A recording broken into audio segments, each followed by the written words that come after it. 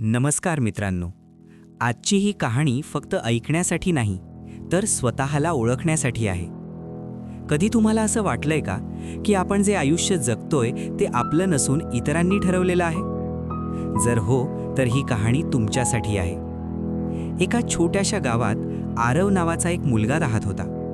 तो इतरांपेक्षा वेगळा होता, कारण त्याला गर्दीत चालायचं नव्हतं, त्याला स्वतःचा रस्ता बनवायचा होता. सगळे म्हणायचे, नोकरी कर, सुरक्षित भविष्य मिळेल. पण आरवचं मन म्हणायचं, स्वप्न जगायचं आहे, फक्त वेळ काढायची नाही. जेव्हा त्याने सांगितलं, मला लेखक बनायचं आहे, तेव्हा हसू आलं, टोमणे मिळाले आणि भीतीही दाखवली गेली. पण लक्षात ठेवा, जेव्हा तुम्ही वेगळा विचार करता, तेव्हा लोक आधी हसतात, नंतर विरोध करतात आणि शेवटी तेच तुमचं उदाहरण घेतात. आरव हरला नाही. तो रोज लिहित राहिला. रिजेक्शन आले, अपयश आले, पण त्याने स्वतःवरचा विश्वास कधीच सोडला नाही. कारण त्याला माहीत होतं, रस्ता चालून तयार होत नाही, रस्ता चालल्यावर तयार होतो. कधी पैसे नव्हते, कधी साथ नव्हती, पण एक गोष्ट होती, स्वतःवर विश्वास.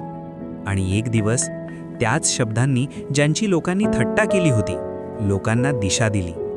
आज आरव ओळखला जातो, नाव नाही तर विचार म्हणून. मित्रांनो, जर तुम्हीही आज गोंधळात असाल, तर एकच गोष्ट लक्षात ठेवा, सोप्या रस्त्यावर गर्दी असते, पण स्वतःच्या रस्त्यावर ओळख मिळते. इतरांचा रस्ता चालून कधीच स्वतःची मंजिल मिळत नाही. म्हणूनच घाबरू नका, थांबू नका आणि सर्वात महत्त्वाचं, अपना रास्ता खुद बनो.